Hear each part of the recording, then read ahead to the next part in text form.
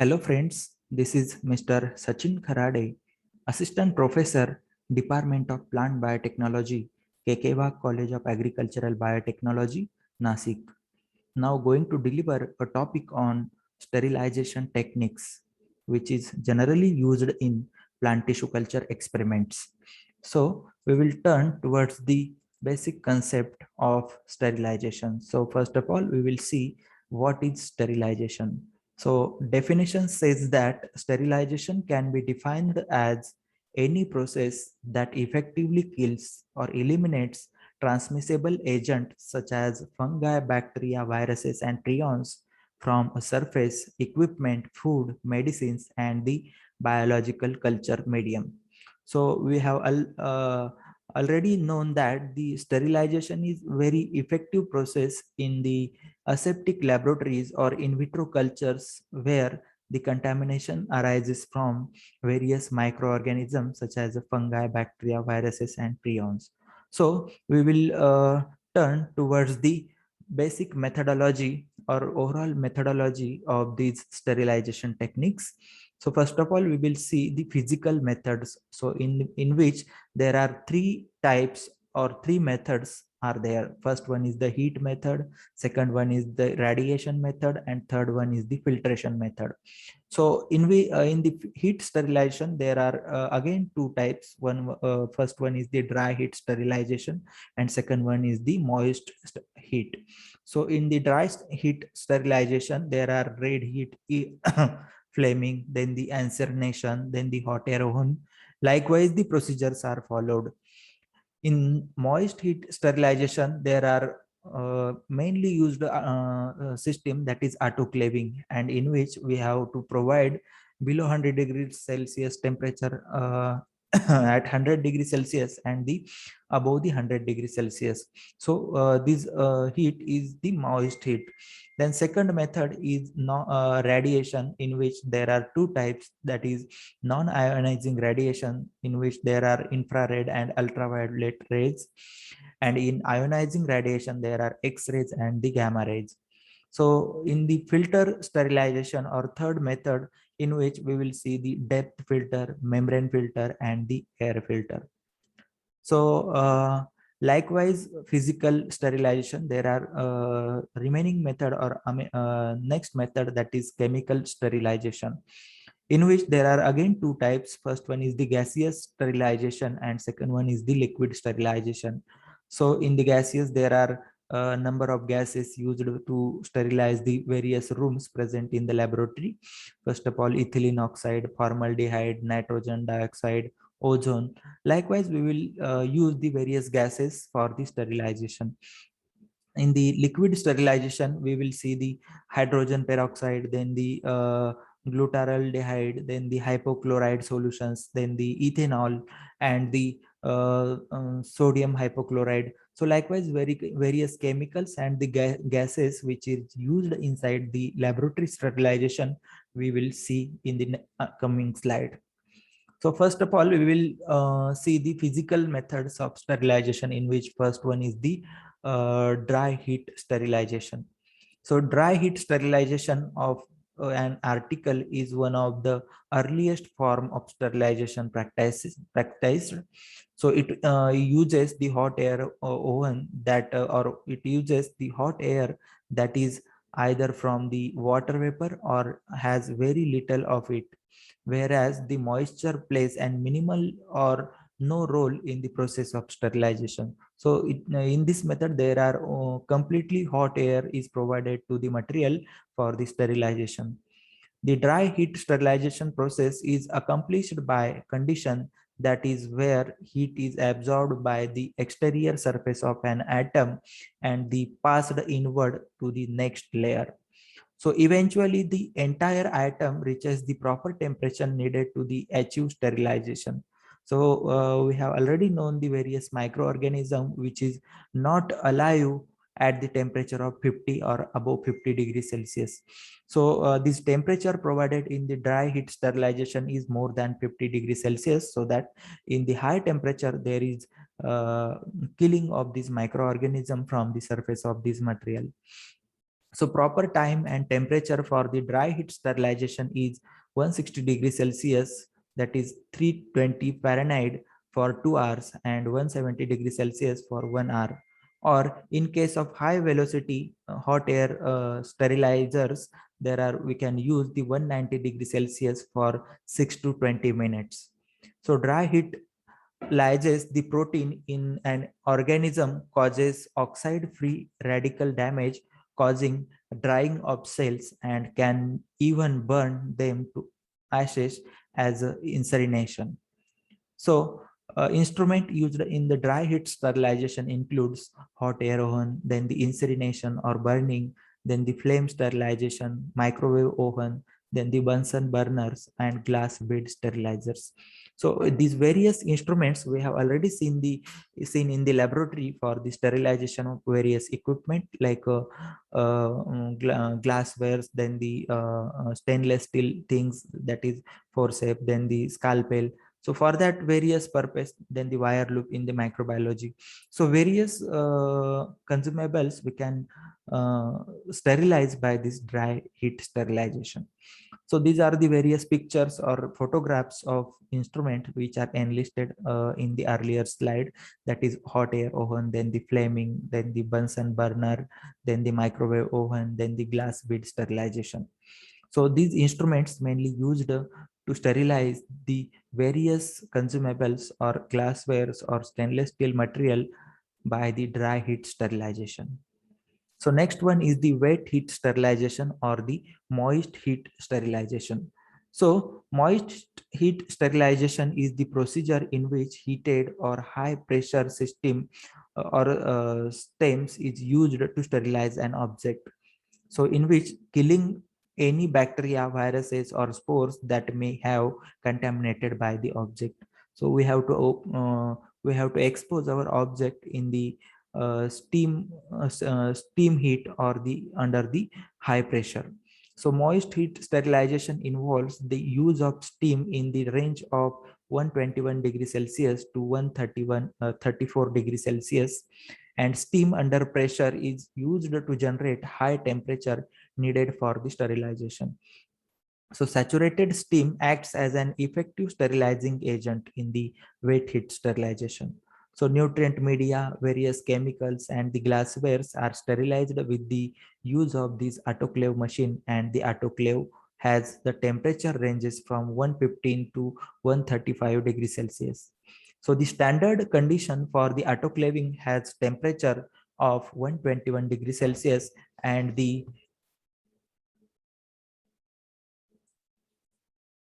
121 degrees Celsius and a pressure of 15 psi, that is pounds per square inch, for 15 minutes to achieve the sterility.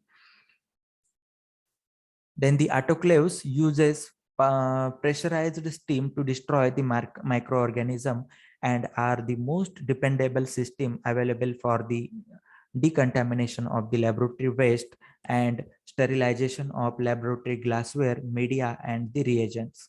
So these two pictures are the basic uh, diagram or basic structure of this autoclave. So we will see the basic principle of this autoclave. So autoclave is the container in which there are heating element, or the we can say that there is a heating coil is placed at the bottom. So we have to maintain the water level above these heating element or the heater. So by the electric current, this electric heater will generate the heat, and there is boiling of this water. After boiling of this water, there is formation of heats at the 100 degrees Celsius, and these vapors will pass in the whole container of this autoclave. So these vapors cannot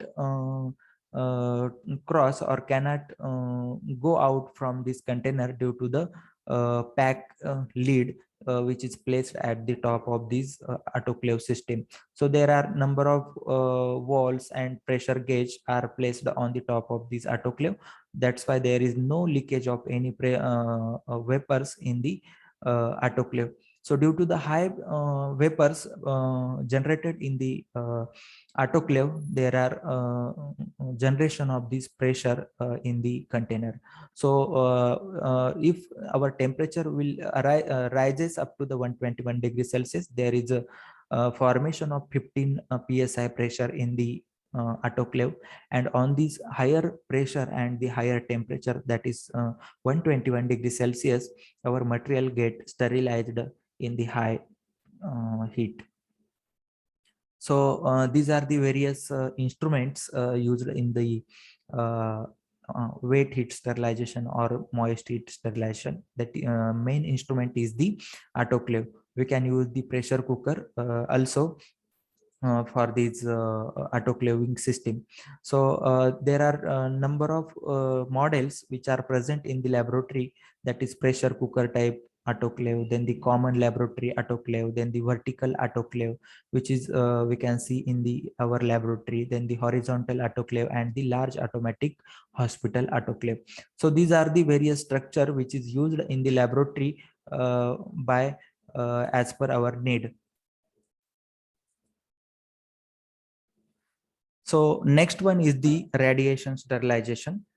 In the radiation sterilization relies on the ionizing radiation and non-ionizing radiation to deactivate the microorganisms such as the bacteria, fungus, viruses, and the spores. Due to the numerous advantages over heat or chemical-based sterilization techniques, this method is particularly attractive in medicine and the healthcare related fields. So this radiation sterilization is divided into two types. That is, first one is the non-ionizing radiation, and second one is the ionizing radiation. So various rays like infrared, then the ultraviolet radiation, which is coming under the non-ionizing radiation, and X-rays and the gamma rays, which is coming under the ionizing radiation. So consequently, it is restricted generally to consumables like a glassware and pipettes. UV lights may be used to kill the microorganism in the room or area of work benches in which manipulation of culture is carried out. It is, however, dangerous and should not be turned on while any other work is in progress. So UV lights of some wavelengths can be damage our eyes and skin. So these various pictures shows that the UV light is used inside the laminar airflow cabinet or in the room to sterilize the various basic requirements which is used in the laboratory. Then the next one is the filter sterilization. So some growth regulators and vitamins, antibiotics, and the amino acids are heat liable and get destroyed on the high temperature. So for that, filtration is preferred method for the sterilizing heat sensitive liquids without exposure to denaturing the heat. Rather than destroying the contaminating microorganism, it is simply removed them by these sterilization. So therefore, it is sterilized by the filtration through a sieve or a filtration assembly using the filter membranes of 0.22 micron to 0.45 micron in the size. So this filter sterilization, there are three types. First one is the depth filter, second one is the HEPA filter, and third one is the membrane filter. So depth filter is a fibrous sheet or mat made for the from a random array of overlapping paper or the borosilicate glass fibers, and the depth filter traps the particle in the network of the fiber in the structure. So HEPA filter stands for high efficiency particulate air, which is mainly used inside the laminar airflow. A typical HEPA filter is single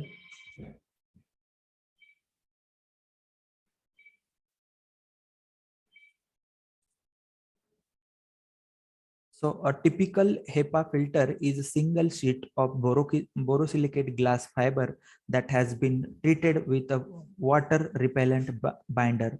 So in the filter plated to increase the overall surface area is mounted inside the rigid supportive frame So HEPA filters come in various shapes and size from the several square centimeters for the vacuum cleaner to the several square meters for the biological contaminant hood and the room air system. So including the most microorganism from the air stream, that is HEPA filter typically removes the zero point 0.3 micron test particle with efficient of an at least 99.97%.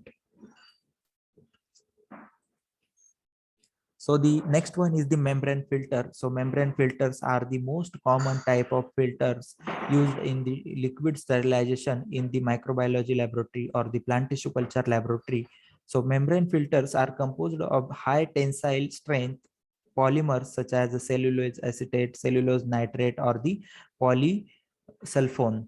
So membrane filters are prepared as circular membrane of about 150 micron thickness and contain millions of microscopic spore for or of uniform diameters. So the size in which the adjust based on the requirements during the polymerization process.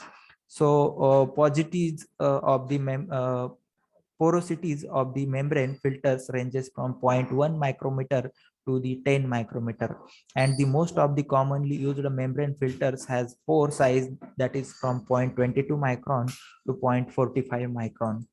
So a major mechanism of this filtration are sieving, absorption, and the trapping within the matrix of filter material. So these are the various pictures which show the filtration by these filter membrane. So here we have placed one filter which having the sieve size that is 0.22 micron to 0.45 micron, and in which in the upper bucket we have to add our chemical, and we will get the sterilized liquid in the below conical flask. So we have seen the various microorganisms which are coming under the below 0.22 or 0.5 micron. So we can easily sterilize this chemical by the filtration method. So last one is the chemical or surface sterilization method. So chemical sterilization is the process of removal of microorganism by the use of chemical bactericidal agent. So even if physically method of sterilization are most appropriate for the effective sterilization, it is not always appropriate to use the heat sensitive material like plastic, fiber optics, and the biological specimen. So we have seen already various methods in previous slide, but that methods are not applicable to heat sensitive material like plastic, fiber optics, and the biological specimen. So for that material, we can use this chemical surface sterilization. So under such a condition, chemical either in the liquid or gaseous state can be used for the sterilization. However, it is crucial to ensure that material undergoing sterilization are compatible with the chemical being used. So these are the various gases and the liquids which are used for this chemical sterilization. In the gases, there are ethylene oxide, formaldehyde, nitrogen oxide, and the ozone. These gases are used to sterilize various equipments, then the various rooms present in the laboratory. Then the various chemicals like hydrogen peroxide, glutamaldehyde, then the hypochlorite, then the mercury chloride, and the ethanol, which is used to sterilize various specimens. So chemicals used for sterilization or in the tissue culture laboratory, that is mercury chloride, sodium hypochlorite, calcium chloride, 70% ethanol, bavistine, and twin 20. So among that, these all are bactericidal, but only bavistine is the fungicidal. So we have to remove the various fungal contamination, then the bacterial contamination by using this chemical. So this is the methodology to decontaminate our object by this chemical sterilization. So with these various methods and the introduction of various sterilizing agents, our conclusion is arises from these above points are effective sterilization methods can remove the contamination of microorganism from the material or object, and it will lead to the maintain the good culture conditions in the laboratory. If you not followed effective sterilization methods during your experiments, then it will lead to carry out your experiment again and again. So with this information, we will stop here. Thank you very much.